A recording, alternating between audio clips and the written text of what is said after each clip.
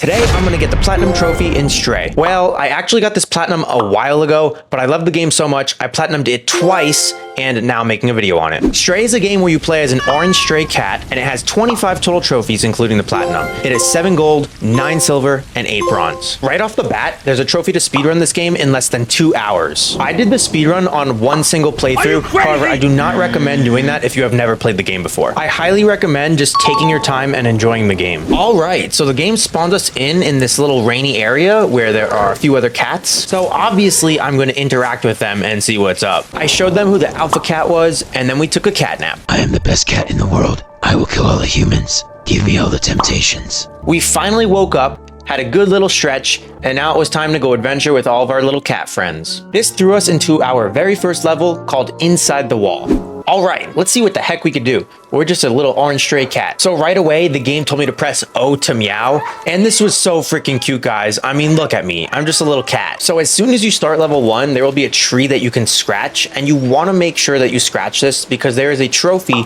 to scratch something in every level. And these can be easy to miss. So then it was time to explore a little bit. The game taught us how to jump across multiple pipes. We also walked down some pipes and then walked with our cat friends. And can I just say, this game is beautiful. I mean, look at all the greenery, like it just looks great. And then we had a cutscene where all of our friends were jumping across this pipe. Then it was our turn and we were a little hesitant. So we go for the jump, but our fat breaks the pipe and then we fall, which was so sad. I mean, guys, this part is just so sad. I honestly hate watching it. All of our little cat friends just looking at us. And then we plummet into the abyss. So this poor cat is just laying on the ground. And then we finally get up, but we're limping. Then we fall back down. It proceeds to show us this weird cutscene of this door opening. So I walked inside of it and triggered my first trophy for falling into the city.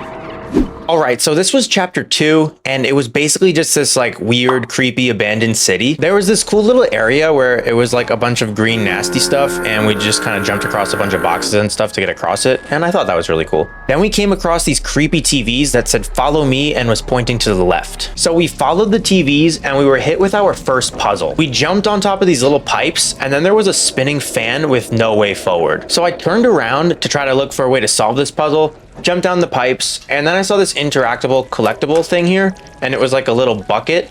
So if you bring that bucket back to the fan, which I'm doing right here, you can actually drop the bucket and it goes in the middle of the fan and stops it so you could walk through it. Like the bad kitty that we are, we knocked down this paint can and smashed a glass window. I jumped through the window, ended up in this creepy room that had a creepy TV that said, "Follow me." But hey, I found the scratching thing for the trophy for chapter 2. I rode down in a bucket and then I came across this weird robot that was like dead or something. Well, if he wasn't already dead, then he is now. Ain't no one got time for that. So I walked right by him, and this actually led us to the worst part of the game. This led us to a cutscene where there are these little things called Zerks.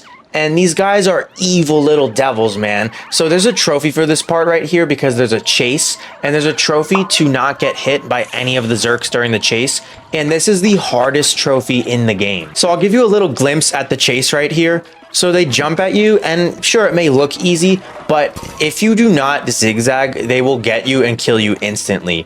You have to zigzag, you have to remember the pattern, and I'm pretty sure there's a little bit of luck involved as well, because when they jump at you, I'm pretty sure they jump from random places. This chase goes on for a while. I tried my best to get the trophy on my first attempt, but I unfortunately failed, so I'm gonna save this trophy until the very end of the game. When the chase is done, we escape by jumping through a window, and then there's more TVs with the face of a cat that says, "Follow me," with arrows. We did some more exploration, got inside of a barrel and made it roll, did some more falling until we finally made it to chapter 3, which was called The Flat. Once we got into the flats, there was a computer with a keyboard, so I decided to do some typing. After typing a bunch of nonsense, it said enter the door, and then a random door opened up. In this room was a puzzle where we had to install 4 different batteries into this computer system. Then another hidden door opened up, which led us to another computer piece that let us resurrect this little robot guy.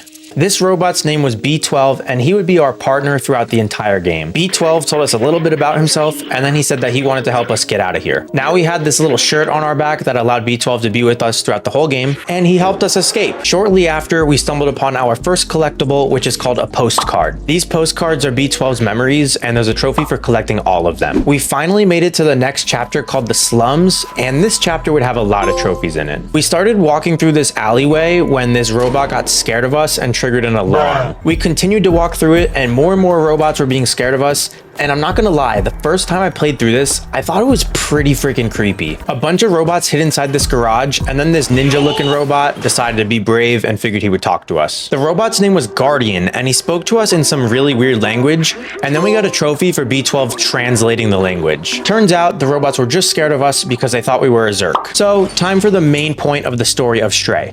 All the robots come out, then we show our postcard to Guardian, and he says, "Oh, the outside? You can't get there. If you want to get there, try talking to this guy up in that building." So I climbed up the rooftops, and then I met this robot named Momo. Momo basically told us that he had no hope of being able to make it to the outside, and he said we're on our own. However, he said he had 4 friends who also had dreams of making it to the outside, and he told us to go find their notebooks for more information. Now we were thrown into the free roam to go find the notebooks, but before doing that, let's get some trophies. The first trophy that I unlocked was for pushing this basketball into this garbage can. Next, I got a trophy for wearing this paper bag, and when you wore it, it inverted your controls, so it was pretty hard to walk. Then I decided to watch some TV, and after flickering through 5 channels, I got another trophy. The last trophy in the slums was for finding 8 of these music sheets, and then if you take the music sheets to this homeless robot with the guitar, you'll get a trophy after you hand him all 8. With those out of the way, it was time to get back on track and find the notebooks. After finding all 4 notebooks, we returned to Momo and gave them to him. Then Momo built a transceiver, and then shortly after that, we started chapter 5. This level was pretty quick and easy. All we had to do was traverse across rooftops and dodge and fight these little Zerks. The main goal of this level is to install the transceiver on this giant antenna tower. That way we can hopefully contact someone on the outside. This led us into chapter 6, the slums part 2. This chapter is pretty short. All you need to know is that we met this robot named Seamus, and he helps us escape the slums in our quest to getting to the outside. Also, his father named Doc disappeared a few years ago, also trying to find answers to the outside, so he was really eager to find answers about his father. Seamus gave us this badge, which was actually a collectible that we needed to collect all of them for a trophy, and then he sent us off on our own because he said it was too dangerous for him. This led us into the start of chapter 7, Dead End. This chapter instantly started out with another Zerk chase. This chase was pretty cool. The map was really cool. As you can see, it's very different from anything that we've seen. These guys chased me like crazy though. They were relentless. And I tried to do it without getting hit, but that didn't go so well. And I actually almost died right here, but we ended up being okay. We got our revenge at the end of the level because we were able to ride this cart thing and we killed a bunch of Zerks in the process. But then we took a huge fall, but luckily we ended up being okay. Then we found Doc, and who the heck knows what he was watching on that TV, but turns out he also misses his son. Doc helped us build a weapon called the Defluxer. The Defluxer is a gun that can instantly kill Zerks by zapping them with like a ray of light. Shortly after that, we popped a random trophy for meowing 100 times, and then we were finally able to reunite Doc with his son. And let me just say, it was such an awesome robot reunion. It was honestly really cute. Then I also popped this trophy for jumping 500 times. Then to continue the story, we had to go down to the sewers where our good buddy Momo was waiting for us. We headed into the sewers and started chapter 8, the sewers. The sewers is another chase level. Essentially, we're trying to find our robot friend named Zabaltazar, and the only way to get to where he is to go through the sewers. There's also another trophy in this level to get through the sewers without killing any Zerks. So I did the chase pretty flawlessly, and by the end of it, I popped the trophy for not killing any Zerks in the sewers.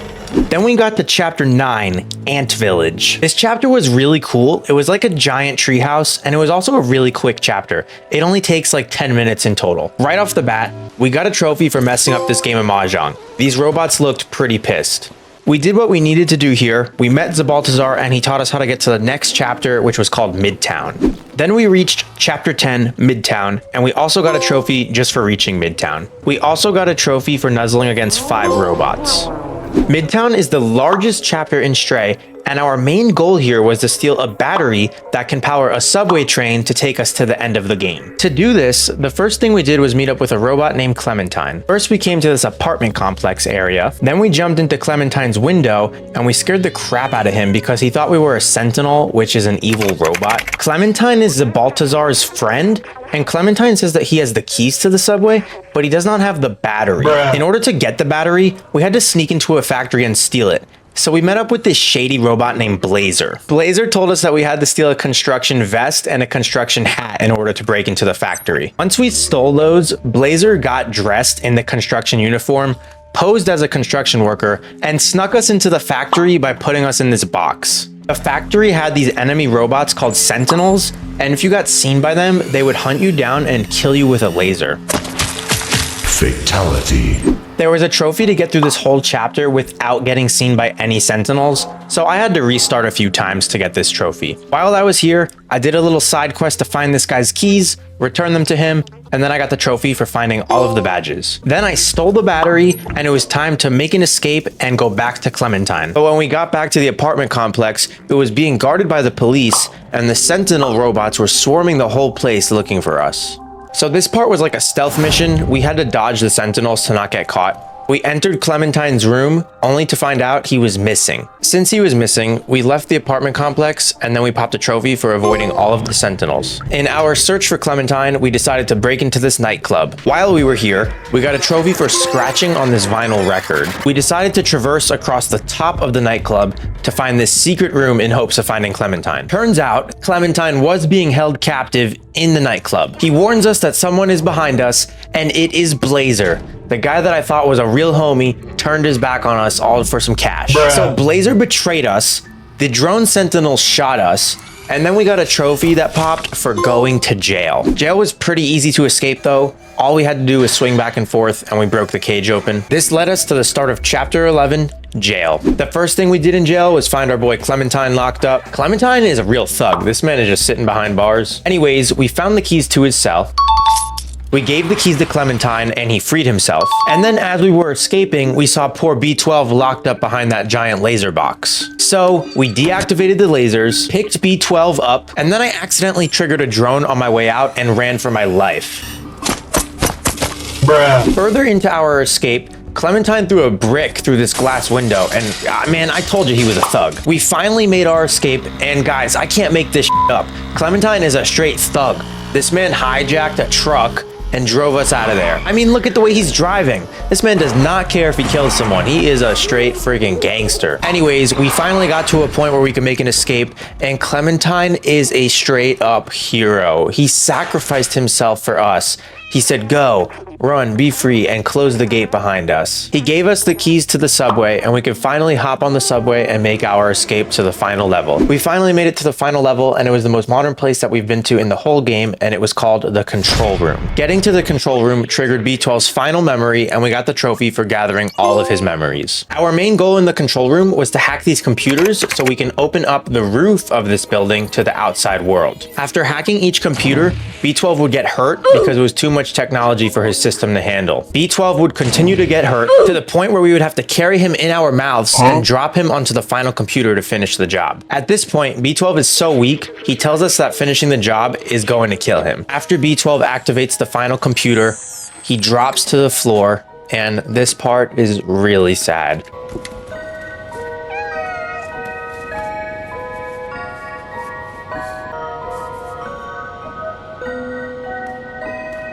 Poor B12 died, and this was so sad. We loved him so much, so we took a nap next to him, and while we were napping, the city roof started to open up and the sunlight started to spread throughout the entire game, really. This is a pretty heartfelt moment where all the robots are seeing the sun for probably like the first time, either in their lives or many, many years. Our boy Clementine was about to get shot down by some drones, but luckily the sun came and killed them and we saved our boy just in time. We finally woke up and then we got to see the whole world of Stray with sunlight. It's honestly really cool that they did this. You can kind of see like all the levels and what are supposed to be the chapters at least, all covered in sun. Seeing the sun was honestly such a relief to me because something about all the darkness in the game kind of just gave me anxiety.